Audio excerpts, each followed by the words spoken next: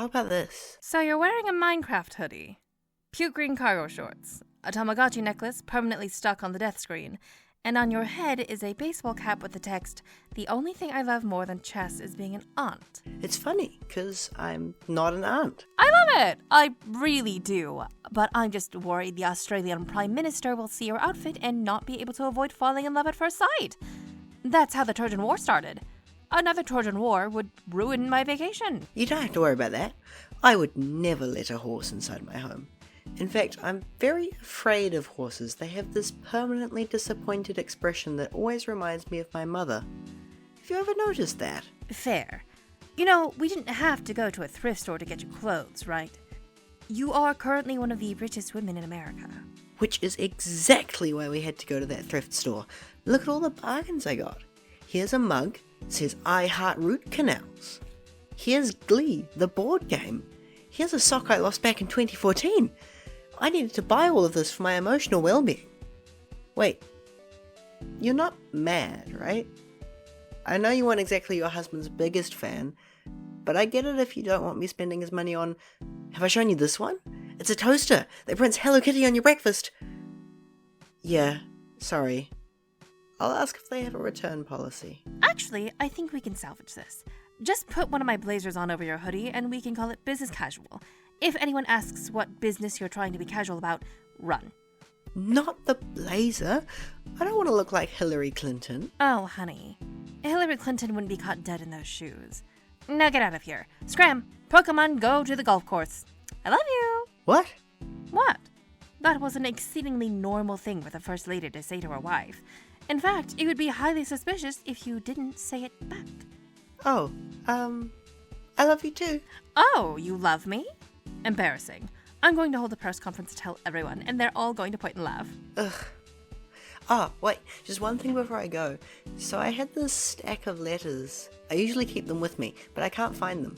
I'm really worried they were in that bag we threw out. If you have time to look through our stuff to see if they're there, that would be nice. They're really important to me. Okay, love you. Bye. Nice try. If you find those letters, maybe I'll say it back. Oh my god. Was that smooth? That felt smooth. Ha-ha! I am a romance wizard. Is Mrs. the President ready for her private jet to the golf course? Ah! Judith, you scared me. Have you been here the whole time? I have been here since before the world began, and I shall remain here long after it ends, sweeping up the ashes in preparation for the next species of sentient life to find themselves in need of a butler. I see all, and I know all. But what I see is none of my concern, and what I know is none of yours. Does Mrs. the President have any further questions? Many. Good. Allow me to escort you to your ride.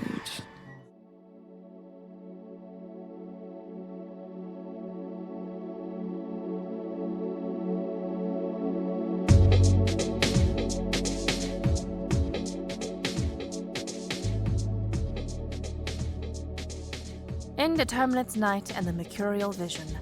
Book the First. Based on a true story. Dedicated to Dr. Medulla Oblongata, who said my work was derivative. Look at me now, bitch! Please call me if you read this, I miss us. Chapter the First. Sitting alone on her bed, Space Baroness Indeterminance Night found herself conveniently reflecting on the events that had brought her up to this point. She had been but the Baron's lowly wife before a dashing assassin burst into their bedchambers and vanquished him with a laser sword. Oh my, Indeterminate said, for she was wearing only her bedtime spacesuit, which was lacy and diaphanous, but in a sort of futuristic way. That was when the assassin had removed their helmet to reveal a torrent of violet hair. The most beautiful woman Indeterminate had ever seen was standing in her bedroom, and she made a mental note to introduce her to a better brand of conditioner. My lady, said the assassin, dropping to one knee and taking Indeterminate's hand in her own. Indeterminate couldn't help but notice her sultry space Australian accent. My lady, I have come to save you from this wretched fate, for tales of your intellect and beauty have spread throughout the galaxy, and I knew I could not rest until I had you for my own. Aha! Said Indeterminate. Wait until the group chat hears about this. They all said I needed to lower my standards because I would never find a hot butch space knight. Fools, a lot of them. And lacking in whimsy, too. I must leave you now, said the assassin, her wide brown orbs clouded by sorrow. For I have to fight off the guards. Would you do me the great favor of disposing of the body? Anything, gasped Indeterminance. But what is your name, beautiful stranger? Will I ever see you again? My name is Petroleum Hot Dog. I have hidden 7 letters around the Space Palace. If you collect them all, you shall find within the secret code by which to summon me. Until then, farewell, my love. Like Slenderman. The story is set on planet Mercury. I don't know who that is. Then Petroleum vanished in a gust of violet petals, and Indeterminance was left holding only her right glove, still warm. She shook her head, dispelling any thoughts that might distract her from her mission, and slung the Baron's corpse over her shoulder.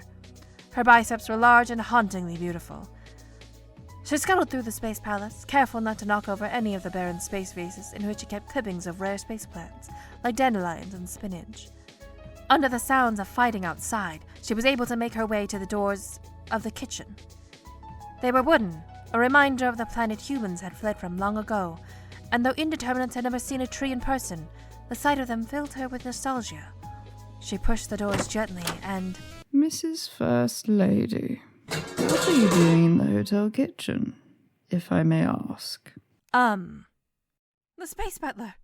There was no way she could tell them her secret plan to put the Baron's corpse in a blender and feed him to her pet asteroid cousin Rockmorton. They would never understand. A blender, you say? No! I just got lost looking for the hotel pool. Can you point me to it? And let the staff know that the First Lady is in there and wishes to remain undisturbed. Of course, Mom. Phew. Her plan having worked effortlessly, Indeterminate set forth for the Space Palace gardens, which were mostly full of rocks. Space fact: space has a lot of rocks in it. At the center of the garden was a crater filled with clear blue water, a man-made pool heated and dyed to mimic a geothermal spring. She dipped a finger in and tasted it. Chlorine and food coloring. This pool was the crown jewel of the garden, for though it was neither large nor deep, being able to afford decorative water on Mercury was a powerful status symbol. She positioned the Baron's body at its side, ready to push him in. Surely he had just been staring at his reflection in the water when he lost his balance and fell. I've brought refreshments for you and your companion, Mom. I do hope I'm not intruding. Ah! My companion? Yes, your gentleman friend. I can't quite make out his face under the... Is his skin rotting? None of my friends are gentlemen, Judith. You know very well that I only associate with harlots and scoundrels. This is just my inflatable life raft, and it has a skin condition that it's extremely sensitive about. My apologies. I shall sit here and perform lifeguard duty as per section 46 of the Good Butler's Guide to Butlering Goodly, swimsuit edition. Look, it even has a centerfold containing a diagram of the proper technique by which to build a construction code-appropriate sandcastle. In full colour. How very salacious. You know, Judith, I suddenly feel rather too cold to swim. I may retire indoors. Is there a fireplace in this hotel at all? Do you think it may need topping up? I have acquired a rare and beautiful piece of kindling that looks like a dead man and smells like a dead man, but has been certified by several corners to be a log. No need to look too closely. There is a fireplace in the dining room, Mom. However... Say no more, I'm off! So there she was, Space Baroness Indeterminance Night, stalking through the palace like the mighty tigers of yore. Rather than an antelope, her prey was that most elusive beast, the fireplace. Writing fact: there are no tigers in space, but I couldn't think of another simile. Space fact: well, actually, space is famously very large, so there could totally be space tigers out there somewhere. Chilling. You're just not cool enough to be invited to their parties. Indie fact: now I'm thinking about all the space tiger parties I haven't been invited to, and it's making me sad. Oh, there's the fireplace. She approached it trepidatiously, for it could attack at any moment, but all it did was hum quietly and loop the same gif of the platonic ideal of a fire. Gently, as she was a little sorry to spite herself, Indeterminance placed the body down and turned her face away. However, instead of the scent of burning flesh reaching her nose, there was only... Is that seaweed? 'Tis merely my cologne, Mom. It's supposed to be elegant and sensual, yet dangerous and masculine. You smell like a dead jellyfish. Elegant and sensual, yet dangerous and masculine. I came to inform you that this fireplace is electric, so you may have to find some other method by which to dispose of your government-certified log. God, all right. Well, I suddenly feel the need to perform a governmental inspection of the hotel garbage chute in accordance with current health and safety standards. You know, making sure it's in good enough working order to transport large, cadaverous, formerly presidential items, just as a random example. You needn't worry. I already tested the strength of the rubbish chute this morning by tossing down the head chef of this hotel after he tried to serve you eggs that were 1 degree too cold. He's still in one piece. But so are AirPods after you accidentally run them through the washing machine. I see. Are we paying you for these inspections, Judith? Oh no, I do it for the love of our glorious nation. All right, I'll hide this corpse the old-fashioned way, with a shovel and a dream. You must have a shovel and a dream in you somewhere, Judith. Please? I own no shovel, and I haven't had a dream in years. What's this about a corpse? It was here that Indeterminance was confronted with a choice that would change her life forever. Could she trust the butler with the knowledge of her crime? Between her saintly dead mother, her neglectful father, and her 2 horrible stepsisters, Rutabaga and Trout, the only one left to raise her had been the butler. They had brushed her hair, tied her laces, soothed her when she cried. If she could not trust this one person, she could trust nobody at all. And yet, still, she hesitated. You hired me 2 weeks ago, Mom. You're paying me $10 an hour. Fine, whatever. Just go ahead and ruin my narrative suspense, why don't you? Here's the deal. The president is dead. I replaced him with a purple-haired bisexual woman who wears sandals with socks and is overly passionate about moving horses around in some ancient board game. I feel pretty good about this decision. Now, are you going to help me hide his body, or am I going to have to hide yours as well? Oh, the president? I've been trying to kill that fucker for years. Pass him over. Thank you. I shall wrap him up and dispose of him discreetly, like a tampon. It's that easy? You're rich. You can kill whoever you want. Would you like a lemonade? But Indeterminance had no time to partake in the sweet juice of the lemon, for one more mystery remained to be solved. Where were the 7 secret love letters of Petroleum Hot Dog? She checked the kitchens, the bathrooms, the dining hall, the study, the jewel counting room, the observatory, the... Aha!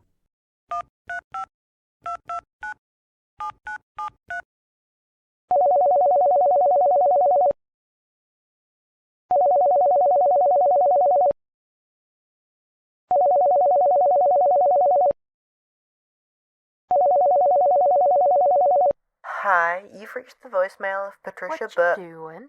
Recording my voicemail.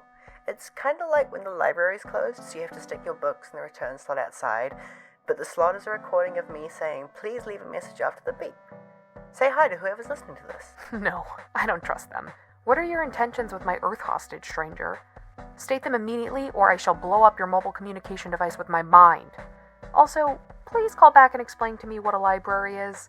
I've been pretending to know so that Patty thinks I'm smart, but based on the metaphor she just laid out, my prior hypothesis that it was some kind of dairy product or perhaps a fancy dog breed has become somewhat challenged. Loving kisses, Asbestos Sputnik Liguin. What? You didn't tell me you had a cool middle name. Mine is Tomato. Anyway, please leave a message after the beep. Bessie, do you want to... Beep.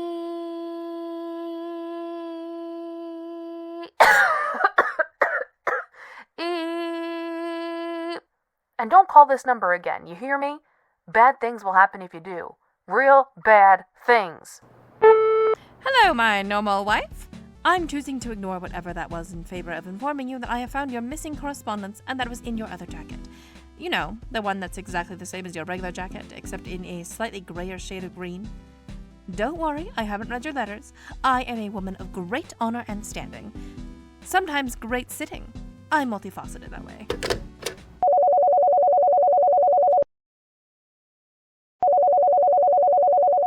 You have 2 new messages.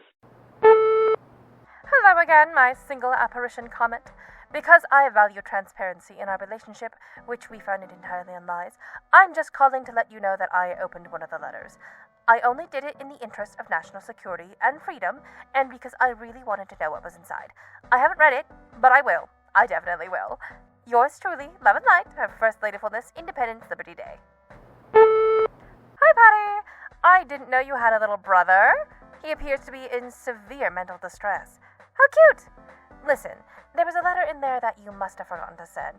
So, because I felt a little guilty about reading it, I posted it for you. No need to pay me back for the step. XOXO, Indy. P.S. Okay, if anyone is tapping this phone call, stop it now.